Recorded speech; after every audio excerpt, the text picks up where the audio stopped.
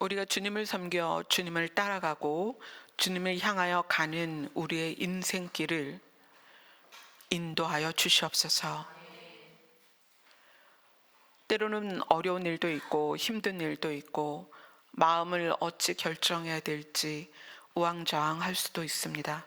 그러나 그때마다 우리가 주의 길을 따라가게 하여 주옵소서. 예수님 이름으로 기도드리옵나이다. 아멘. 자, 오늘 말씀은 시편 142편입니다.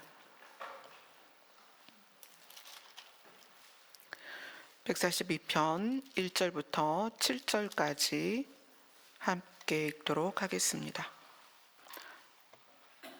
시작. 내가 소리내어 여호와께 부르짖으며 소리내어 여호와께 간구하는도다.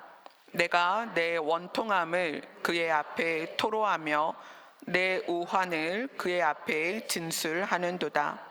내 영이 내 속에서 상할 때에도 주께서 내 길을 아셨나이다.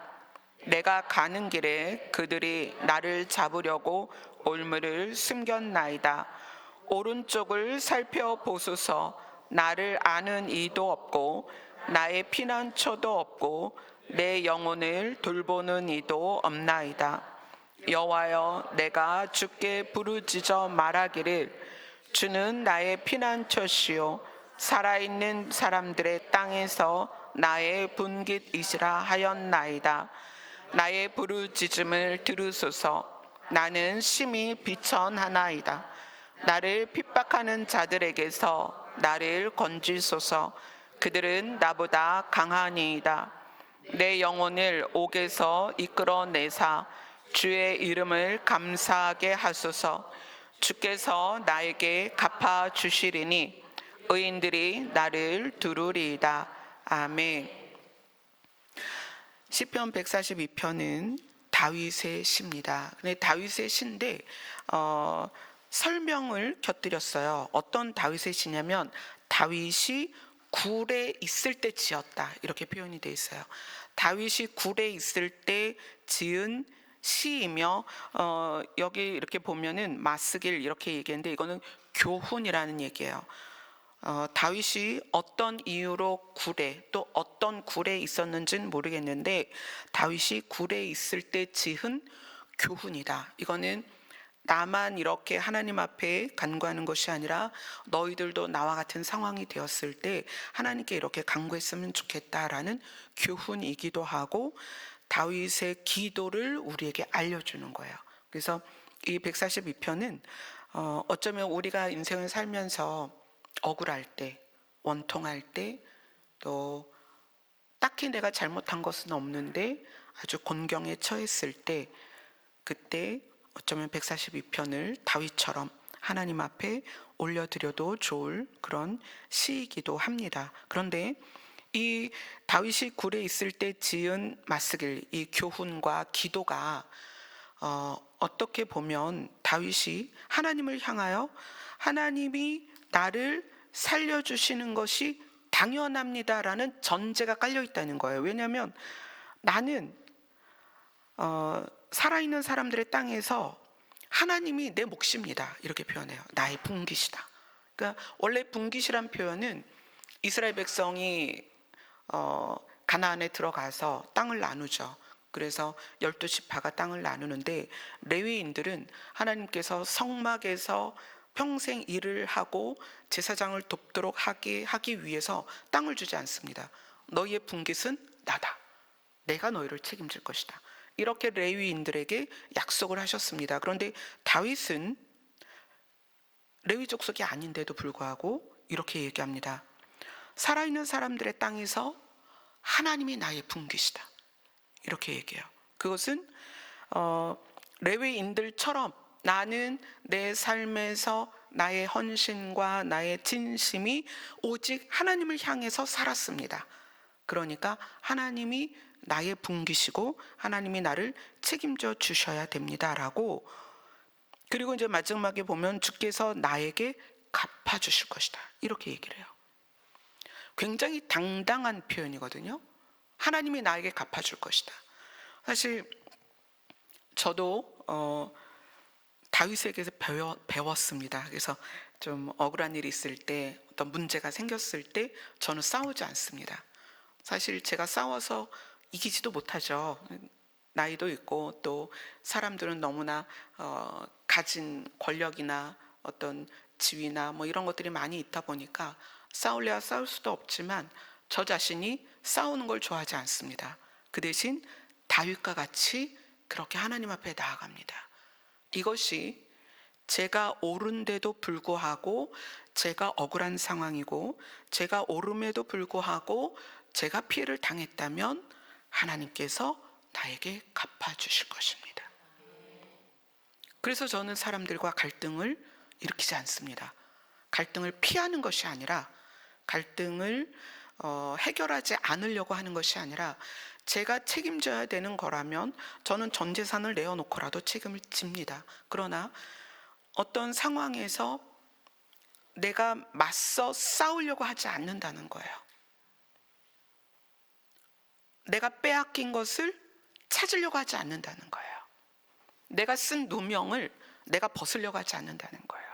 왜냐하면 주께서 아시기 때문에. 그래서 그런 말을 가끔 해요. 너무 터무니없는 상황에서, 뭐 저희가 굴에서 나올 때도 쫓겨나왔고 홍성에서 나올 때도 쫓겨나왔잖아요. 그런 상황에서 저는 하나님께 고발을 합니다. 하나님, 이거는 부당합니다.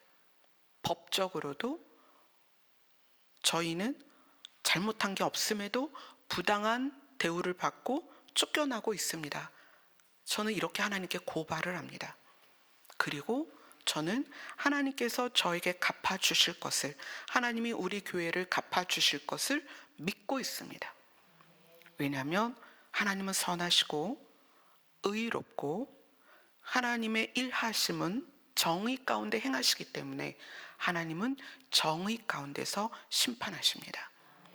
그 모든 것을 다윗은 알고 있었습니다. 그래서 시작을 이렇게 해요. 내가 소리내어. 억울한데 이 소리를 나를 억울하게 한 대상에게 하는 게 아니라 내가 소리내어 여호와께 부르짖으며, 이렇게 얘기해요. 내가 소리내어 여호와께 부르짖으며 소리내어 여호와께 간구하는도다. 우리가 일상을 살면서 내가 기분이 나쁠 때, 우리가 기분이 건드려지는 거, 내 감정이 건드려지는 상황들이 자존심 상할 때가 많죠. 또 내가 원하는 대로 안 될 때, 또 내가 세운 계획이 무너졌을 때 막 기분이 나쁘단 말이에요. 그러면 그 기분 나쁜 것을 대상을 향해 하죠. 너 때문에 이렇게 됐어. 네가 이렇게 했잖아. 너 왜 그러는 거야? 그것이 가장 많이 어디서 일어나요? 가정에서 일어나거든요. 부모와 자식 간에, 부부 사이에, 형제들 사이에 그런 일이 많이 있습니다. 그런데 다윗은 자기의 목숨이 걸려 있는 이 상황에서 소리내어 누구에게? 여호와께 부르짖으며 여호와께 간구하는도다. 자, 142편 2절을 같이 읽겠습니다. 시작. 내가 내 원통함을 그의 앞에 토로하며 내 우환을 그의 앞에 진술하는도다. 여기에서의 그는 사건의 원인 제공자가 아니라 하나님이라는 거예요. 나의 원통함, 우환, 내가 겪어야 하는 이 어려운 일들을 누구에게? 하나님 앞에. 그래서 여호와께 부르짖고 여호와께 간구하며 여호와 앞에 토로하고 여호와 앞에 진술한다는 거예요. 이거 쉽지 않습니다. 정말 힘든 거예요. 우리가 그렇게 하지 않기 때문에 갈등이 있는 거예요. 우리가 그렇게 하지 않기 때문에 관계 안에 분열이 생기는 거예요. 우리가 그렇게 하지 않기 때문에 싸움이 있는 것이고, 그렇게 하지 않기 때문에 척을 지는 거죠, 서로가. 우리가 모든 관계 안에서 하나님께 부르짖고 원통함을 그분에게 토로하고 나의 우환은 이제 내가 겪는 실제적인 삶의 문제예요. 원통함은 마음의 문제라면 우환은 삶으로 겪어내는 문제들이거든요. 근데 그런 것을 전부 하나님 앞에 가져갔다, 이렇게 표현해요. 어쩌면 우리가 하나님을 믿는다라는 전제가 내 안에 있다면 우리의 모습이 이래야 된다는 거예요. 근데 원통함과 우환과 내 안에 일어나는 분노를 누군가에게 표현하고 있다면 하나님을 믿는 믿음이 온전하지 않다는 거예요. 주께서 나에게 갚으실 것에 대한 신뢰가 아니라 내가 나를 해명하고 내가 빼앗긴 것을 내가 도로 찾고 나의 상한 자존심을 내가 올려보려 하는 그런 마음들이 내 안에 많이 있다면 우리는 갈등이 있을 때 그 대상자에게 소리를 지를 것이고 그 사람을 원망할 것이고 그 사람을 향하여 눈을 치켜뜰 것이고 그 사람을 향하여 고개를 절레절레 흔들 것이며 그를 향하여 싸나운 마음과 차가운 얼굴로 대하게 될 거라는 거예요. 자, 이 142편이 출발된 그 배경을 알면 다윗의 기도가 얼마나 그 하나님을 향한 신뢰가 근거가 되고 그 믿음이 토대가 되는 다윗의 고백인지를 알 수 있습니다. 우리 사무엘상으로 갑니다. 사무엘상 22장부터 볼게요.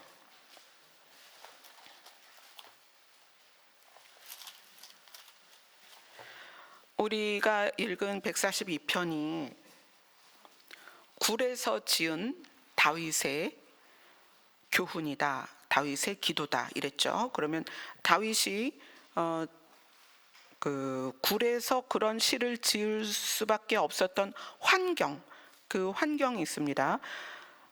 다윗이 그런 글을 쓸 수 있었던 환경이 사무엘상 22장 1절로 2절입니다. 같이 읽겠습니다. 시작.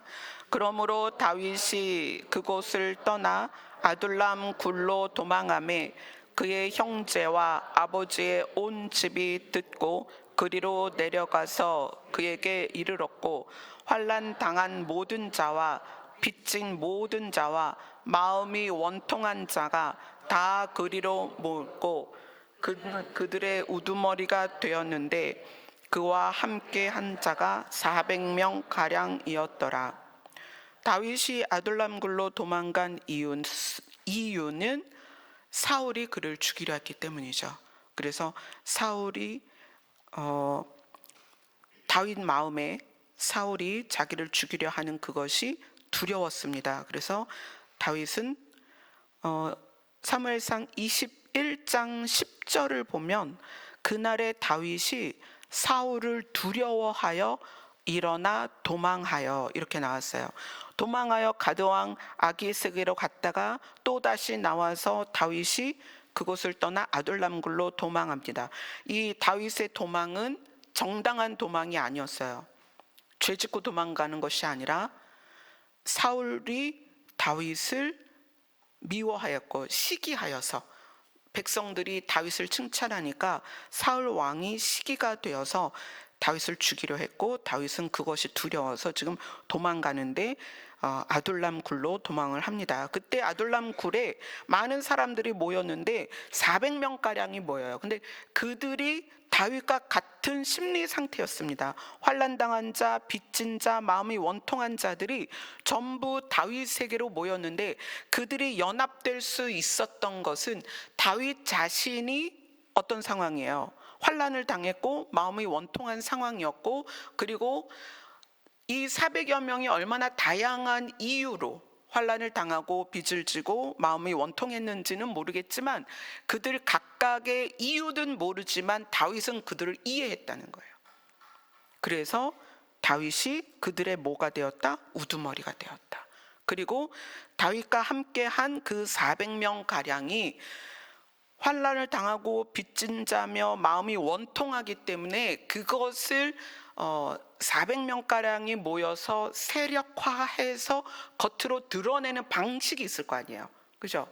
원통한 사람이 400명이 모였어요. 이 시대로 말하면 띠 두르고 피켓 들고 으쌰으쌰 했을 거 아니에요. 그죠? 1인 시위하던 사람이 400명이 모였다 치면 얼마나 그 소리가 컸겠어요. 그런데 다윗에게 모인 이 환난당한 자, 빚진 자, 마음이 원통한 자들이 그러한 심리 상태에 있는 다윗을 우두머리로 했다는 것은 그 우두머리가 그 심리 상태에서 사건을 어떻게 해결하든 우리가 동의하겠습니다라는 마음의 안목의 지지가 있었다는 거예요. 그래서 그 상태에서 다윗이 어떻게 진행을 해 가느냐. 22장에서는 이제 사울이 계속 다윗을 죽이려고 쫓아다닙니다. 23장으로 갑니다. 사무엘상 23장 1절을 같이 읽겠습니다. 시작. 사람들이 다윗에게 전하여 이르되 보소서 블레셋 사람이 그일라를 쳐서 그 타작 마당을 탈취하더이다 하니. 자, 블레셋은 영원한 이스라엘의 적대 국가입니다. 근데 그 블레셋이 그동안도 계속 잘 아시죠? 이 22장 전의 사건이 뭐냐면 다윗이 골리앗을 죽인 거예요. 골리앗이 어느 나라 사람이에요? 블레셋 사람이었어요. 근데 블레셋 사람들이 또 어디를 쳤냐면 그일라라는 동네를 쳐서 타작마당을 탈취하였다. 그들의 곡식을 다 가져간 거예요. 그러니까 그일라 사람들이 타작을 하면 그 다음 타작할 때까지는, 그 다음 추수할 때까지는 먹고 살아야 되는데 그걸 블레셋 사람들이 다 탈취를 했단 말이에요. 그래서 이 말을 듣고 다윗이 하나님께 묻습니다. 내가 가서 블레셋 사람들을 치리이까? 그러니까 하나님께서 다윗에게 그 사람들을 치고 그일라를 구원해라 이래요. 그러니까 그 이야기를 다윗의 무리 400명가량이 모였으니까 그들에게 이야기를 합니다. 우리가 가서 그일라를 구원하라 하시니 블레셋과 싸우자. 자, 여기에 있는 환난당한 자, 빚진 자, 그 원통한 자들이 사실은 상처가 있잖아요. 상처가 있으면 상황에 대해서 상처로 들여다보는 거예요.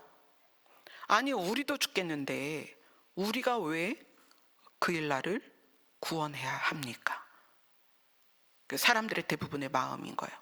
아, 나도 힘든데 왜 내가 저 사람을 도와야 됩니까? 나도 지금 억울해 죽겠는데 왜 내가 저들을 도와야 됩니까? 아니, 나도 지금 쫓겨나서 이 굴로 와가지고 다윗과 한편이 됐는데 나도 쫓겨나서 집도 잃고 내 농장도 잃고 내 밭도 다 잃고 내가 지금 여기에 와서 이 모양 요 꼴인데 내가 왜 그들을 도와줘야 됩니까? 하나님의 뜻이다. 그것이 하나님의 뜻이다.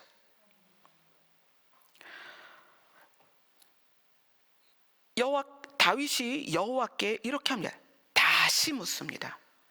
다윗이 여호와께 다시 묻자온대 여호와께서 대답하여 이르시되 일어나. 자, 23장 4절을 함께 읽겠습니다. 시작. 다윗이 여호와께 다시 묻자온대 여호와께서 대답하여 이르시되 일어나 그일라로 내려가라. 내가 블레셋 사람들을 내 손에 넘기리라 하신지라. 사실은 도망다니는 무리잖아요. 이 400명이 다 도망다니는 무리입니다. 환난을 당했고 빚을 졌고 원통한 일, 억울한 일이죠. 억울한 일을 당했다는 것은 마치 내가 가해자가 된 거예요. 그래서 내가 죄값을 치러야 되는 거야. 나는 그런 적이 없는데. 그죠? 이런 원통한 상황에 400명이 얼마나 그 마음이 피폐하고 힘든 상황이었겠어요. 그런데 그러한 그들 400명에게 뭐라고 말하냐? 그일라를 돌아줘라. 그일라를 살려줘라. 블레셋 손에서 그들을 살려줘라. 이야기를 하는 거예요.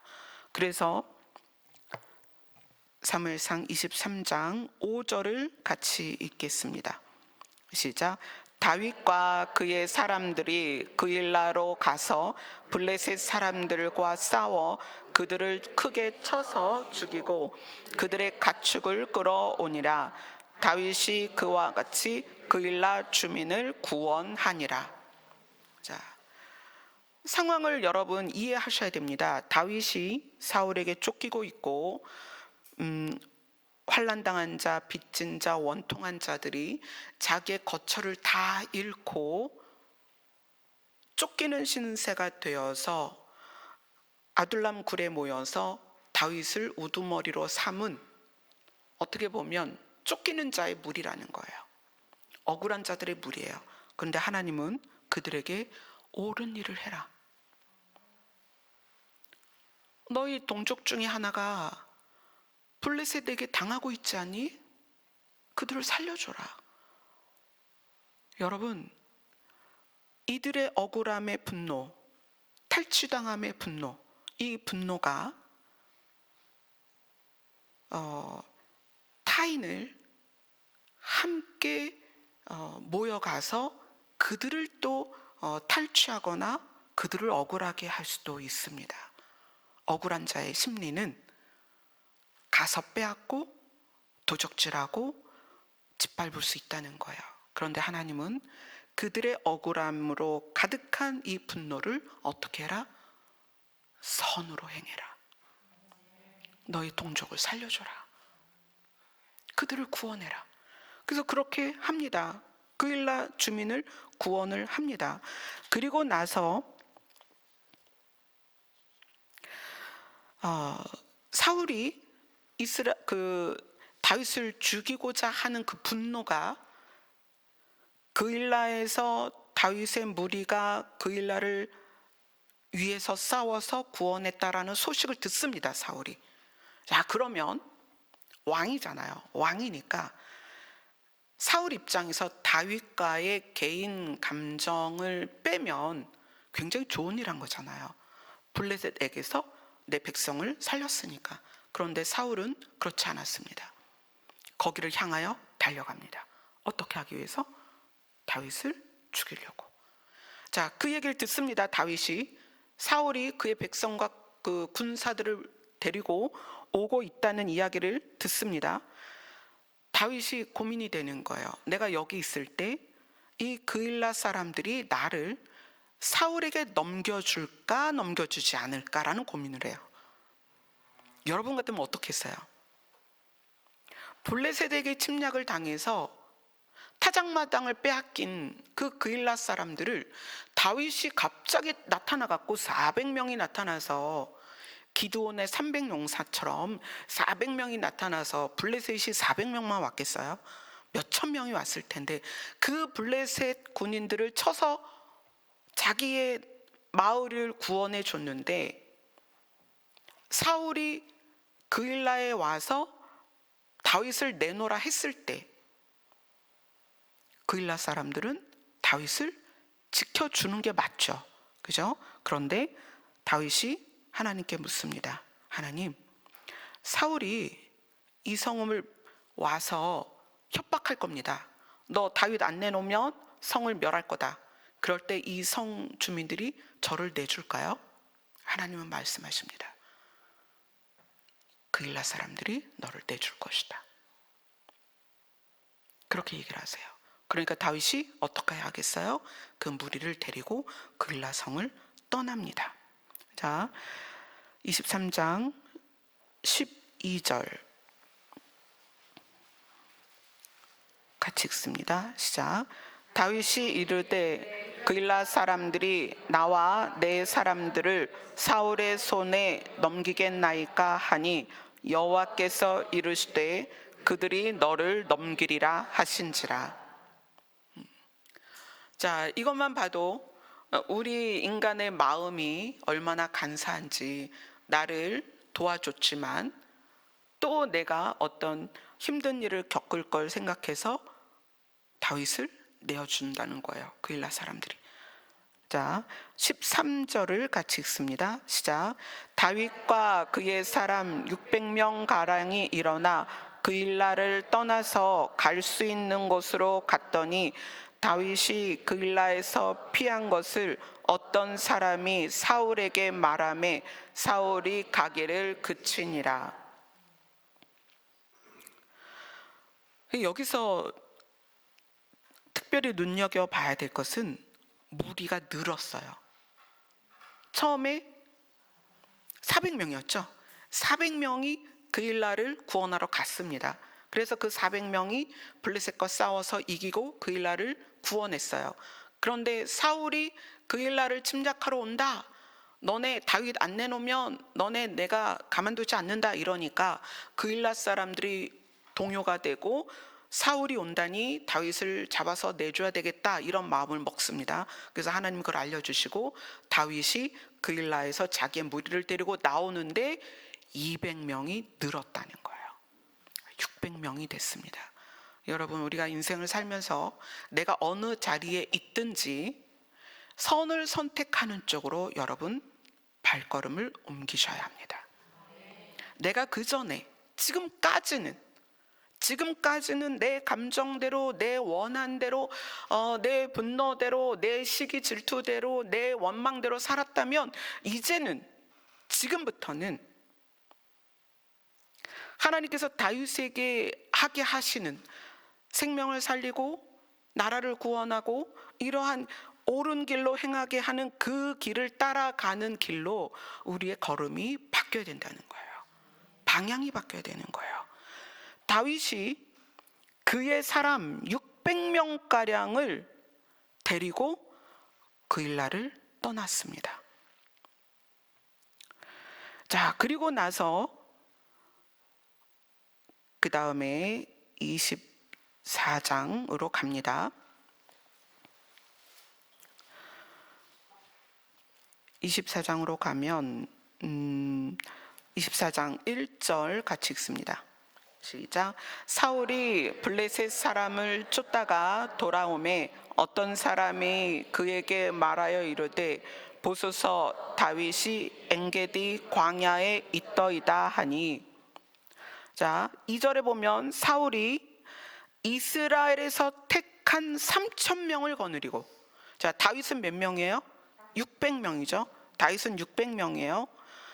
그런데 5배나 되는, 그리고 이스라엘에서 택했다. 기준이 뭘까? 싸움 잘하고 강하고 정말 군인 같은 군인을 택했죠. 그래서 3,000명을 거느리고 다윗과 그의 사람들을 찾으러 들염소 바위로 갈새. 지금 이 들염소 바위라는 것은 엔게디 광야에 있는 어떤 지역을 구체적으로 말해주고 있는 거예요. 3절을 같이 읽습니다. 시작. 길가 양의 우리에 이른즉 굴이 있는지라 사울이 뒤를 보러 들어가니라. 다윗과 그의 사람들이 그 굴 깊은 곳에 있더니. 엔게디 광야의 엔게디 굴에 다윗과 600명은 미리 들어가서 사울이 온다는 소식을 듣고 숨었습니다. 3,000명이 온다니 얼마나 두렵겠어요. 그러니까 굴 깊이 들어가서 숨었습니다. 그런데 사울 왕이 그 무리들과 함께 굴이 있으니까 그 안으로 들어갑니다. 여기 우리 성경은 뒤를 보러 들어갔다. 이거는 이제 뒤를 보러 들어간다는 게, 다른 성경은 발을 가리러 들어갔다 또는 발을 덮으러 들어갔다, 뭐 이렇게 표현이 돼요. 그 얘기는 뭐냐면 좀 쉬러 갔다는 거예요. 너무 힘드니까 지쳐서 쉬러 들어갔습니다. 쉬러 들어갔는데 다윗의 사람들이 웅성웅성하며 3,000명이 굴에 들어오니 얼마나 시끄럽겠어요. 그 굴 깊이 들어있던 다윗의 사람들이 기회는 이때다. 다윗에게 얘기합니다. 하나님이 사울을 당신 손에 맡겼습니다. 이제 이 자리에서 사울을 죽이고 끝냅시다. 이렇게 얘기를 해요. 그러니까 사울이 그 자리에 들어와서 이제 발을 가리러 들어왔으니까 뭔가를 덮고 누웠겠죠. 그런 상황이니까 이거는 뭐 그냥 사울의 목만 치면 이 게임은 끝나니까, 왕이 죽으니까 끝나잖아요. 그러자라고 주변의 다윗의 사람들이 이야기를 합니다. 그러나 다윗은 그렇게 하지 않습니다. 다윗이 일어나서 어떻게 했냐면 사울의 겉옷 자락을 가만히 베니라, 이렇게 나와요. 4절에 다윗이 사울의 겉옷의 자락을 가만히 뵙니다. 그리고 그 다음 절 5절을 같이 읽습니다. 24장 5절입니다. 시작. 그리한 후에 사울의 옷자락 뱀으로 말미암아 다윗의 마음이 찔려. 이게 왜 그럴까요? 사울을 죽일 수도 있었어. 그런 그 자리에서 뭐 심장을 찌르던 목을 자르던 단칼에 끝낼 수 있었는데 다윗이 사울의 옷자락을 잘랐단 말이에요. 근데 옷자락을 자른 것이 마음에 찔렸대요. 이게 왜 그랬을까요? 그 이유가 있어요.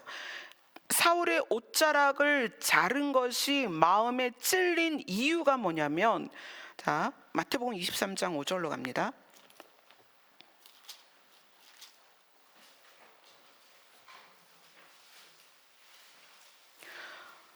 마태복음 23장 5절. 지금 예수님이 서기관과 바리새인들을 책망하실 때 하신 말씀이에요. 마태복음 23장 5절 같이 읽습니다. 시작. 그들의 모든 행위를 사람에게 보이고자 하나니 곧 그 경문띠를 넓게 하며 옷술을 길게 하고. 옷술이 뭐냐면 우리 겉옷 이렇게 입잖아요. 겉옷을 이스라엘 사람들이 입으면 이 끝트리에 술을 달았다는 거예요. 술을 실을 엮어서 술을 달았어요. 그러니까 이 술을 다는 이유가 있는데 제사장이나 바리새인들은 이 술을 굉장히 길게 달았대요. 근데 예수님이 그걸 되게 싫어하셨어요. 옷술이 긴 게 무슨 이유가 있어서 예수님은 그걸 싫어하셨을까? 그걸 왜 외식하는 바리새인들의 표현이라고 이야기를 하셨을까? 그거는 민수기로 갑니다. 민수기 15장입니다.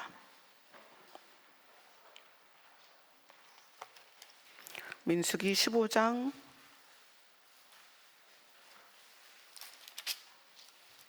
37절부터 40절까지, 민수기 15장 37절에서 40절 같이 읽습니다. 시작. 여호와께서 모세에게 말씀하여 이르시되 이스라엘 자손에게 명령하여 대대로 그들의 옷단 귀에 술을 만들고 청색 끈을 그 귀의 술에 더하라. 이 술은 너희가 보고 여호와의 모든 계명을 기억하여 준행하고 너희를 방종하는 자신의 마음과 눈의 속을 따라 그리하여 너희가 내 모든 계명을 기억하고 행하면 너희의 하나님 앞에 거룩하리라. 네, 옷단, 그 옷 맨 끝에 단에다가 술을 다는데 거기에 청색 끈을 그 술에 더해서 그 술을 달고 그 술을 볼 때마다 뭘 기억해라? 하나님의 계명을 기억해라. 그래서 이 옷은 늘 입고 다니잖아요. 옷을 펄럭거리며 입고 다니는데 그 끝에 술이 달렸으니까 그 술이 내 눈에 띈단 말이에요. 또 남의 옷의 술도 눈에 띄겠죠. 그래서 그 술을 보면서 하나님의 계명, 특히 율법 중에 가장 중요한 게 십계명이잖아요. 십계명을 기억하면서 죄를 질 수밖에 없는 상황에서 죄를 짓지 않고, 그리고 어떻게 하나님 앞에 거룩하라. 그 술이 하나님의 계명을 기억하고 거룩하고 그 다음에 하나님의 임재까지 표현하는, 하나님의 말씀을 표현하는 장식이었던 거예요. 그런데 예수님이 그 장식을 길게 하는 바리새인들을 뭐라고 생각했냐면 회칠한 무덤이다. 왜? 너는 옷술은 그렇게 길게 해서 마치 하나님의 말씀을 늘 쳐다보고 있는 것처럼 하면서 과부와 고아를 핍박하고 있지 않니? 그 과부의 두렙돈 사건이 그거거든요. 과부가 얼마나 자기 재산이 없으면 그 두렙돈이 전 재산이었다는 거야. 그거를 헌금을 하는데 예수님이 과부의 전 재산이 두렙돈이라는 것은 제사장과 바리새인들이 그들을 돌보지 않은 거다. 근데 그들은 마치 계명을 잘 지키는 것처럼 옷 양쪽 귀에다가 술을 길게 달아서 마치 우리는 계명을 잘 지켜야 하는 것처럼 산다는 거예요. 그래서 이 이스라엘 백성에게 옷 끝단에 달린 술은 하나님의 말씀이기도 하고 계명이기도 하고 거룩이기도 하고 임재였다는 거예요. 그런데 다윗이 어떻게 했어요? 그것을 잘랐다는 거예요. 겉옷자락을 잘랐어요. 근데 그것이 찔린 거예요. 찔렸어요. 그래서 다윗이 그 찔려서 뭐라고 얘기하냐면 사무엘상으로 다시 갑니다. 사무엘상 24장 6절 7절 같이 읽습니다. 사무엘상 24장 6절 7절 같이 읽습니다. 시작. 자기 사람들에게 이르되 내가 손을 들어 여호와의 기름 부음 받은 내 주를 치는 것은 여호와께서 금하시는 것이니 그는 여호와의 기름 부음을 받은 자가 됨이니라 하고 다윗이 이 말로 자기 사람들을 금하여 사울을 해하지 못하게 하니라.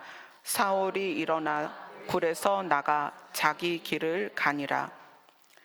사울이 깨서 옷자락을 벤 거를 깨닫지 못하고 일어났습니다. 다윗이 어떤 일을 했는지도 모르고 사울은 쉴 만큼 쉬고 일어나서 자기 길을 갑니다. 그 후에 다윗도 굴에서 나가서 사울의 뒤에서 외쳐 내 주 왕이여 하매 사울이 돌아보는지라 다윗이 땅에 엎드려 절하고. 자, 이 부분은 조금 해석이 필요해요. 왜냐하면 사울의 무리가 몇 명이에요? 3,000명이죠. 다윗의 무리 몇 명이에요? 600명이죠. 그러면 다윗이 내 주 왕이여 하고 불렀을 때 사울이 그걸 듣고 뒤돌아볼 정도면 가까워요, 안 가까워요? 가깝죠. 근데 그때 왜 사울은 다윗을 안 죽였을까요? 그건 좀 궁금한 부분이죠. 아니, 코앞에 있는데 죽일 수도 있잖아요. 근데 이거는 이제 지형을 조금 이해를 하셔야 돼요. 이 엔게디 광야가 굉장히 협곡이 많아요. 그러니까 깊은 협곡이 있는데, 그러니까 저하고 우리 최병란 집사님 사이에 협곡이 있는 거야. 그러니까 내가 최병란 집사님을 불러도 오고 갈 수는 없는 거지. 소리는 들려도 오고 갈 수는 없는 거죠. 그 사이에 협곡이 건너뛸 거리가 아니니까. 그런 상태를 상상하시면 돼요. 다윗과 사울 왕 사이에는 협곡이 있어서 아주 깊고 날카로운 협곡이 있어서 내가 부를 수는 있지만 저쪽에서 나에게 뛰어올 수는 없는, 뛰어서 건널 수 있는 거리는 아니었다는 거예요.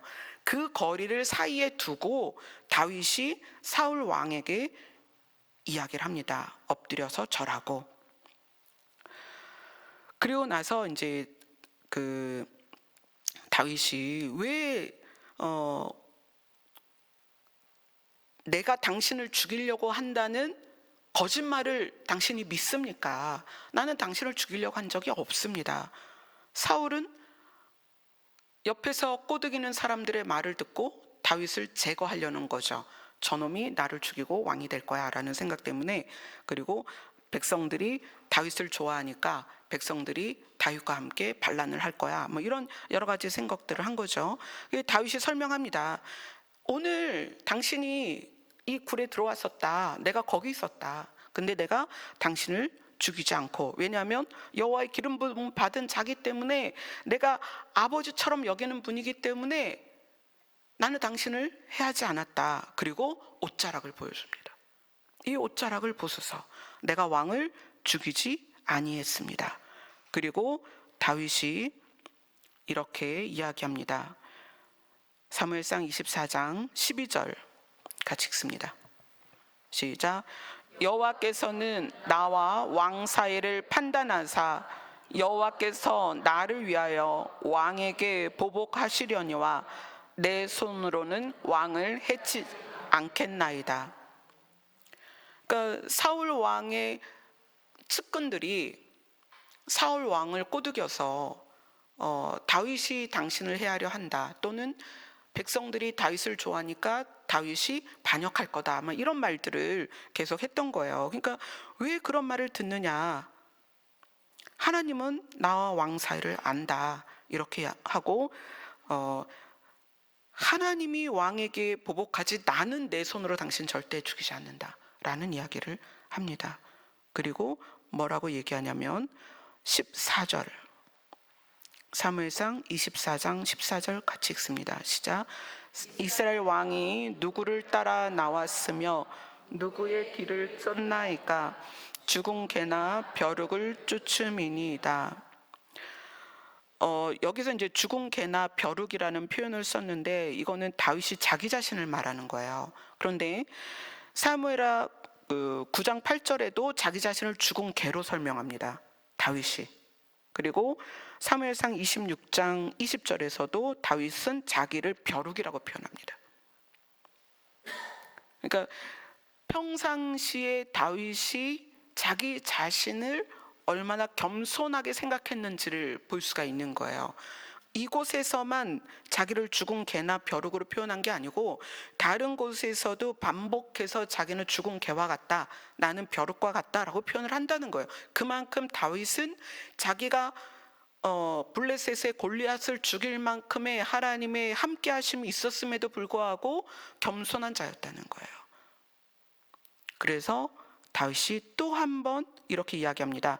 24장 15절입니다. 시작. 그러므로 여호와께서 재판장이 되어 나와 왕 사이에 심판하사 나의 사정을 살펴 억울함을 풀어주시고 나를 왕의 손에서 건지시기를 원하나이다 하나이다. 이것이 다윗의 마음입니다. 하나님께서 판단하시고 하나님께서 나를 도우실 것이다. 자, 그러면 이제 이것과 반대로 사울은 어떤 심리로 계속 다윗과 이 평행선을 왔냐면, 사울은 다윗이 하나님의 은혜로 말미암아 골리앗의 목을 친 걸 알아요. 그걸 모르는 게 아니에요. 그래서 자기 딸을 주고자 마음을 먹은 거죠. 근데 그럼에도 불구하고 사실보다 강했던 게 뭐냐면 질투심이었다는 거예요. 사실보다 강했던 게 시기였다는 거예요. 시기와 질투는 감정입니다. 우리가 진리를 알면 알수록 감정에서 벗어나게 돼요. 진리는 사실입니다. 진리는 절대 변할 수 없는 거예요. 그런데 진리에서 멀어지면 무엇이 강화되느냐? 감정이 강화돼요. 울그락불그락하고 분노하고 화가 나고 짜증이 나고, 그래서 행동을 그 감정에 따라 행동을 한다는 거예요. 생각을 감정에 의해서 한다는 거예요. 그렇죠? 자, 사울이 어떠했냐면, 자, 22장으로 갈게요. 사무엘상 22장. 사무엘상 22장 9절 10절 같이 읽습니다. 시작. 그때에 에돔 사람 도액이 사울의 신하 중에 섰더니 대답하여 이르되 이새의 아들이 노베 와서 아히드의 아들 아히멜렉에게 이른 것을 내가 보았는데 아히멜렉이 그를 위하여 여호와께 묻고 그에게 음식도 주고 블레셋 사람 골리앗의 칼도 주더이다. 자, 지금 사울 왕은 다윗을 죽이기 위해서 계속 다윗을 쫓고 있을 때였어요. 그래서 다윗을 쫓아서 다윗이 지금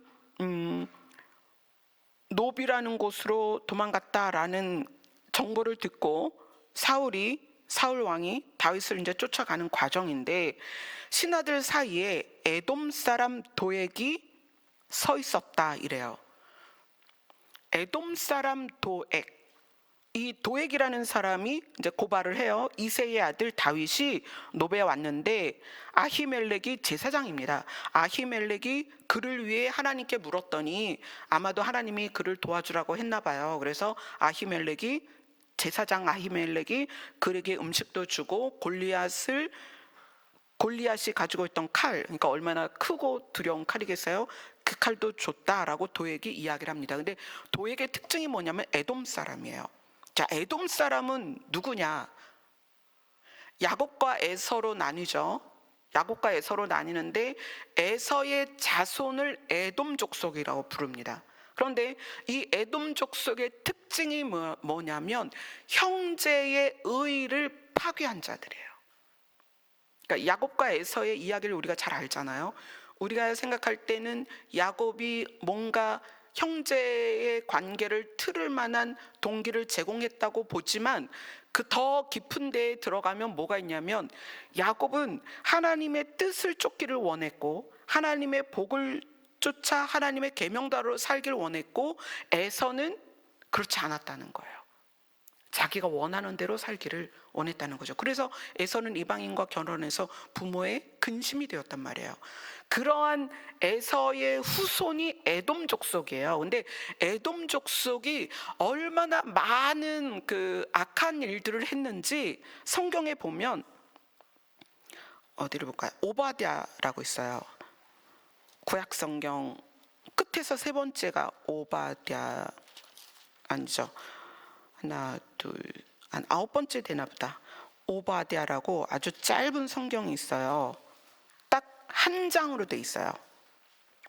구약 성경 1285페이지 정도 되죠. 오바댜. 이 오바다라는 선지자에게 계시를 주는데 이 오바댜서는 단지 에돔에 대한 심판만 나와 있습니다. 에돔 족속이 이스라엘 안의 족속임에도 불구하고 그렇죠. 에돔이 이스라엘 안의 혈통이잖아요. 그럼에도 불구하고 끊임없이 자기의 형제들을 향하여 공격한 족속이라는 거예요. 그래서 하나님께서 에돔에 대하여 그렇죠. 오바댜 1장 1절을 읽겠습니다. 시작. 주 여호와께서 에돔에 대하여 이와 같이 말씀하시니라. 우리가 여호와께로 말미암아 소식을 들었나니 곧 사자가 나라들 가운데서 보내심을 받고 이르기를 너희는 일어날지어다. 우리가 일어나서 그와 싸우자 하는 것이니라.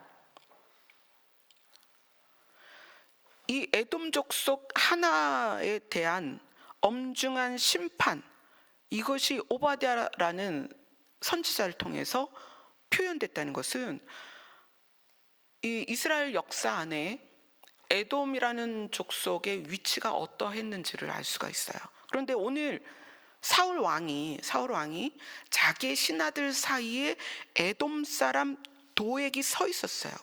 그러니까 사울 왕이 몰랐겠어요? 자기의 신하들 가운데 도액이 서 있는데 그가 에돔 사람이었단 말이야. 에돔 사람이라고 특별히 말한 이유는 그가 악한 자라는 거예요. 그런데 그가 이새의 아들 다윗에 대하여 고자질을 하는데 고자질 내용이 제사장이 하나님께 기도하더니 다윗에게 음식을 주더라.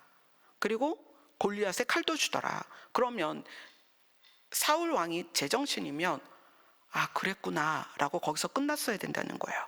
그런데 사울 왕이 아히멜렉을 부릅니다. 그 제사장, 노비라는 곳의 제사장 아히멜렉을 불러서 야, 네가 다윗을 도와줬냐? 막 그러면서 하고 호위병들에게, 왕이 자기 호위병들에게 그를 죽이고 제사장을 죽이고 그들의 가족들을 다 죽여라 이렇게 명령을 해요. 그러니까 사울 왕의 호위병들이 손을 못 대는 거예요. 제사장을 죽이라고 그러니까 어떻게 제사장을 죽이겠어요? 손을 못 대요. 그러니까 사울 왕이 도액에게 이야기를 합니다. 너가 가서 죽여. 자, 사무엘상 22장 18절입니다. 18절, 19절을 같이 읽습니다. 시작. 왕이 도액에게 이르되 너는 돌아가서 제사장을 죽이라 하매 에돔 사람 도액이 돌아가서 제사장들을 쳐서 그날에 세마포 에봇 옷 입은 자 85명을 죽였고 제사장들의 성읍 노베 남녀와 아이들과 젖 먹는 자들과 소와 나귀와 양을 칼로 쳤더라. 정말 무서운 일이죠. 그러니까 사울 왕이 옳고 그름을 떠나서 얼마나 감정적이었느냐. 시기 질투로 인한 그 분노와 감정이 누구를 사용했어요? 악한 에돔 사람 도액을 사용해서 누구를 죽였어요? 제사장들을 85명을 죽였다는 거예요. 그리고 그 성읍에 어린 갓난 아이까지 다 죽였다는 거예요. 정말 무시무시하죠. 우리가 옳고 그름이 아니라 감정에 치우쳤을 때 우리는 뭐든지 할 수 있다는 거예요. 그걸 지금 사울 왕이 보여주고 있죠. 자, 그 다음 사건이 뭐냐면 다윗이 그일라 사람들을 살려준 사건이에요. 그 다음에 자, 그일라 사람을 살려줬고 사울 왕은 그일라로 쳐들어갑니다. 다윗을 잡기 위해서. 그러니까 그걸 알고 다윗이 피하죠. 피하고 나서 사무엘상 23장 27절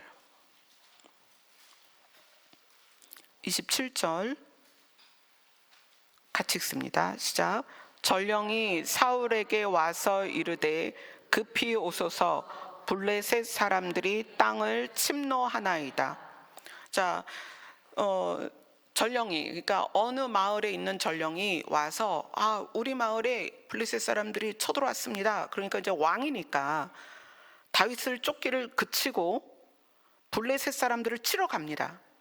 그래서 가서 블레셋 사람을 치면 좋겠는데 그러지 않고 다윗이 엔게디 요새에 머문다는 이야기를 듣고 사울이 사무엘상 24장 1절을 같이 읽습니다. 시작. 사울이 블레셋 사람을 쫓다가 돌아오매 어떤 사람이 그에게 말하여 이르되 보소서 다윗이 엔게디 광야에 있더이다 하니. 자, 사울이 블레셋을 치러 갑니다. 그러다가 이제 작전상 후퇴를 한 것 같아요. 자, 우리 다시 블레셋을 치러 가자. 어떤 그런 이야기가 있었겠죠. 그런데 어떤 사람이 다윗이 엔게디 광야에 있습니다 하니까 사울이 다시 3,000명을 뽑아서 지금 국가적으로는 블레셋을 치러 가야 되는데 어디로 가는 거예요? 엔게디로 가는 거예요. 자기가 싫어하는 다윗을 죽이러 간다는 거예요. 그래서 여기에서 아까 함께 나눈 엔게디의 굴 사건이 생긴 거예요. 자, 서로 건널 수 없는 거리에서 다윗이 사울 왕의 옷깃에 달린 술을 보여줍니다. 하나님이 당신의 생명을 나한테 맡겼지만 당신은 기름 부음 받은 자이기 때문에 당신의 생명을 내가 해할 수 없고 내가 이 옷깃을 가져왔습니다. 나는 당신을 죽일 생각 전혀 없습니다. 내가 당신의 나라를 빼앗을 생각도 전혀 없습니다. 하나님이 아십니다. 하나님이 재판장이 되어서 우리 사이를 판단하실 것입니다. 이런 이야기를 쭉 해요.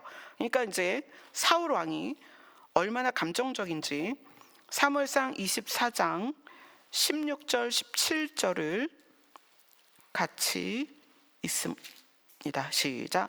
다윗이 사울에게 이같이 말하기를 마침에 사울이 이르되 내 아들 다윗아 이것이 내 목소리냐 하고 소리 높여 울며 다윗에게 이르되 나는 너를 학대하되 너는 나를 선대하니 너는 나보다 의롭도다.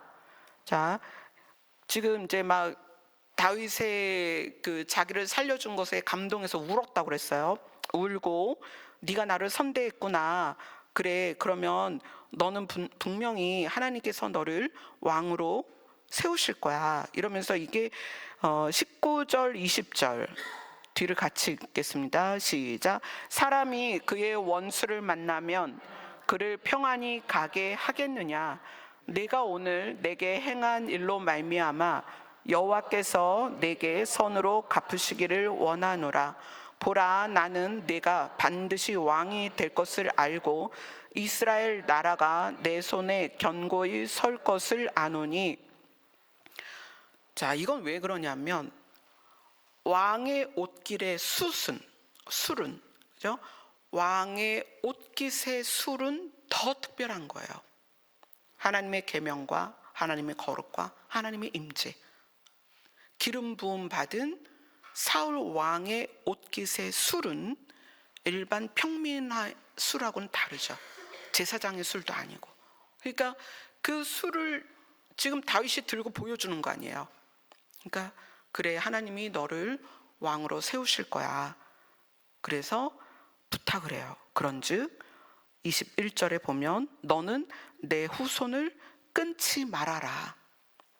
내 후손을 좀 살려줘라. 선을 좀 베풀어줘라. 이런 얘기를 해요. 그러니까 이 장면에서는 사울이 자기 잘못도 알고 다윗에 대한 고마움도 알고 왕의 옷깃에 술을 든 다윗을 보면서 아, 하나님이 저를 왕으로 세우시겠구나. 그래서 다윗에게 자기 후손도 맡깁니다. 이 말을 듣고 다윗이 실제로 사울의 손자이고 요나단이 사울 왕의 아들이잖아요. 그 요나단의 아들이 있어요. 무비보셋이라고. 이 무비보셋은 두 다리에 장애가 있어서 다리를 절어요. 두 다리를 저는 무비보셋이라는 요나단의 아들이 있는데 다윗이 왕이 되었을 때 그 무비보셋을 궁전으로 불러서 다윗과 겸상을 하게 합니다. 그러니까 사울 왕의 약속을 지키죠. 그런데 25장, 26장으로 넘어가면 25장에는 이제 사무엘이 죽습니다. 사무엘이 죽고 다윗과 그 관련된 일들이 있고요. 26장으로 가면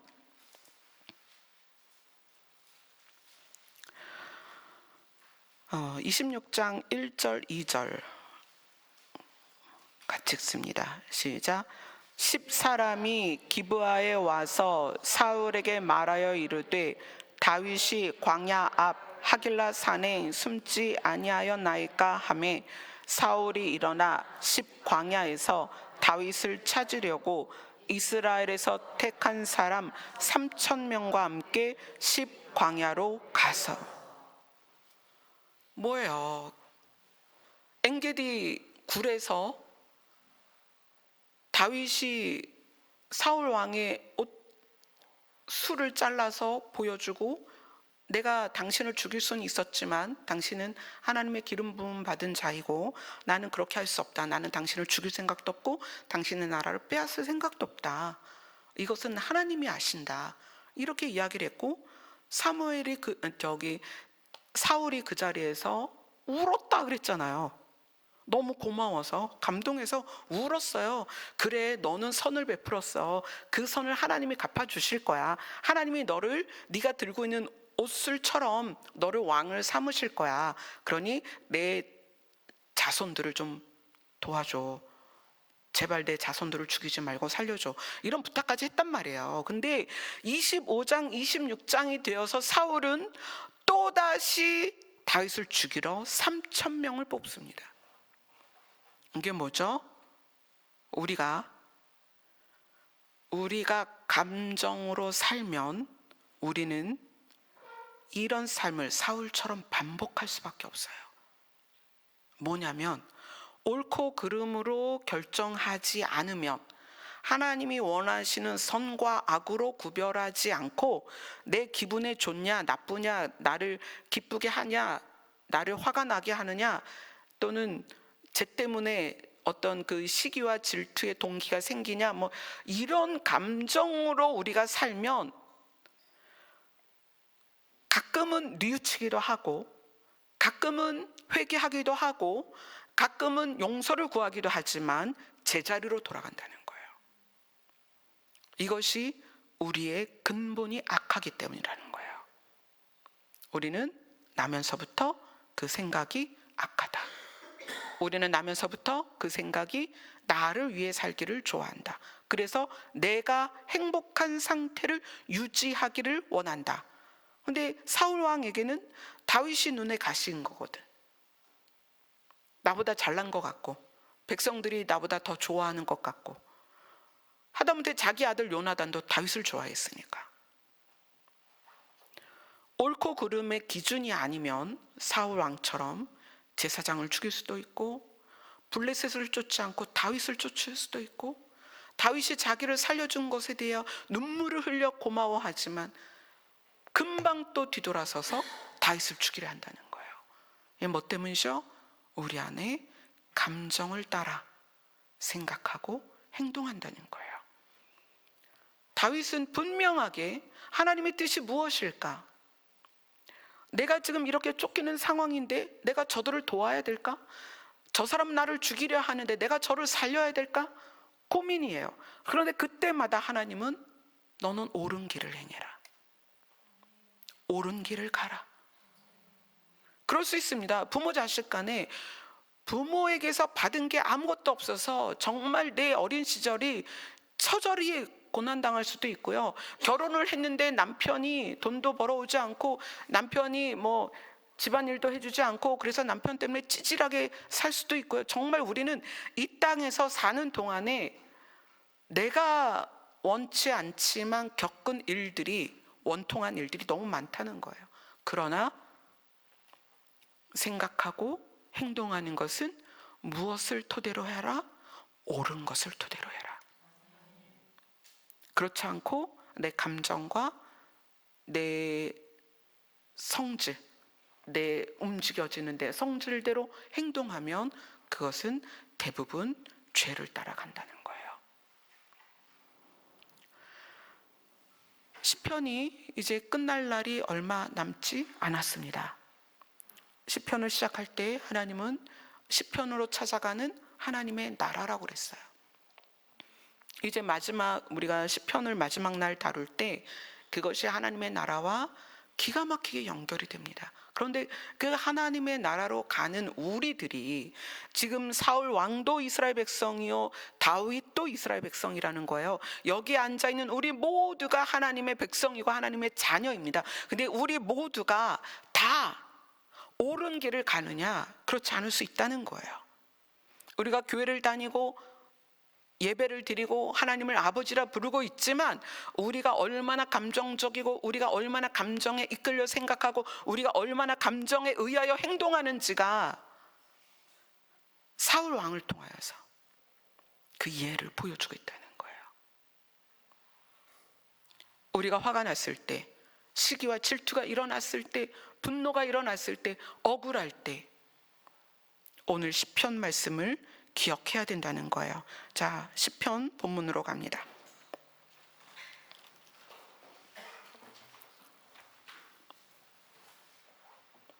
시편 142편 1절과 2절입니다.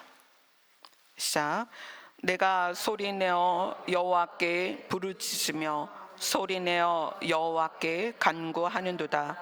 내가 원통 그의 앞에 토로하며 내 우환을 그의 앞에 진술하는도다. 그 아래 보면 그들이 나를 잡으려고 올무를 숨겼고요, 저를 도와줄 사람이 제 주변에 아무도 없어요. 이렇게 이야기를 하고 있습니다. 그래서 다윗은 여호와께 부르짖으며 주님만이 나의 피난처고 주님만이 나의 분기십니다. 나의 부르짖음을 들으소서. 나는 심히 비천하니이다. 이 142편 6절에 다윗은 자기를 비천하다, 자기는 너무 비천하다. 그래서 다윗이 자기를 뭐라고 표현했다고 그랬어요? 나는 죽은 개와 같다. 나는 벼룩과 같다. 사무엘상 아까 본 것에서도 그랬고 다른 곳에서도 다윗은 자기를 그렇게 표현했습니다. 나를 핍박하는 자들이 나보다 강합니다. 이렇게 표현하고 있어요. 그리고 다윗은 정말 강력하게 자기의 믿음을 드러냅니다. 주께서 나에게 갚으시리니. 이것이 여러분의 믿음이 되었으면 좋겠습니다. 하나님께서 우리에게 갚아주십니다. 하나님이 다 아십니다. 이것이 지식으로 알았다가 마음으로 깨달아져서 우리의 행동을 결정하는 기준이 되어야 됩니다.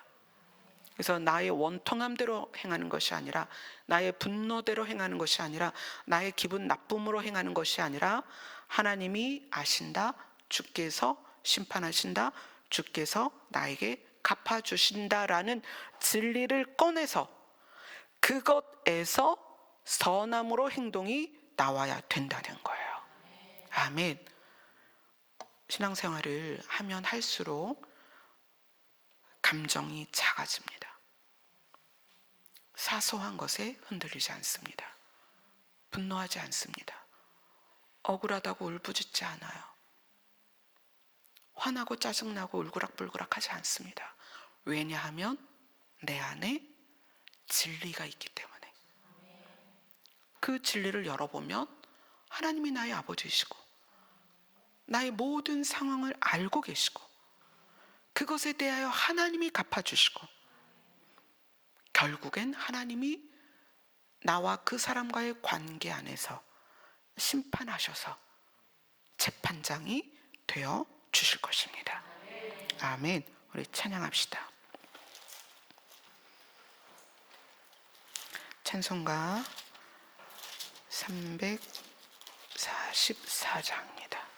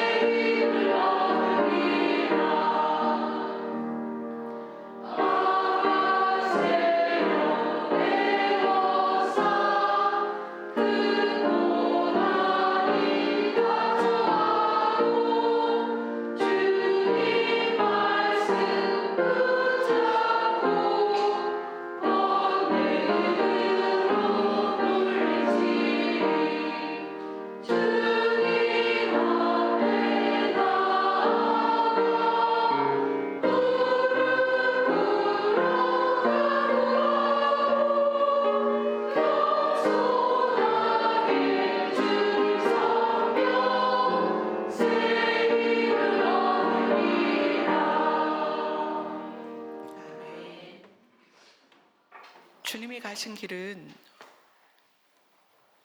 이미 우리에게 그 본을 보여주셨습니다. 하나님이 주님께 갚아주실 것을 예수님은 아셨습니다.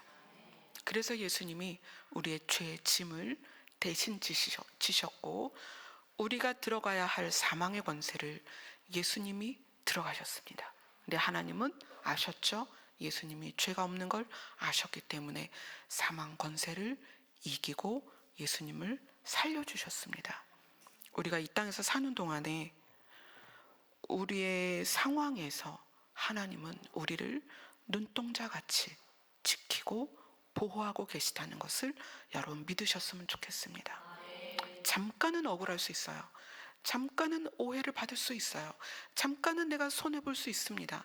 잠깐은 원통할 수 있어요. 그러나 정신을 차리고 감정으로 가는 것이 아니라 진리를 보자는 거예요. 하나님이 나의 아버지시다. 하나님이 모든 걸 알고 계시다. 하나님이 모든 것의 재판장이 되어주실 것이다. 하나님이 나에게 갚아주실 것이다. 아멘. 이것이 우리의 믿음이 되어서 믿음으로 이 땅을 살아가기를 원합니다. 지금부터 우리 새벽 3시까지 2시까지 기도했나요? 2시까지인가요? 네. 이렇게 2시까지 기도하도록 하겠습니다.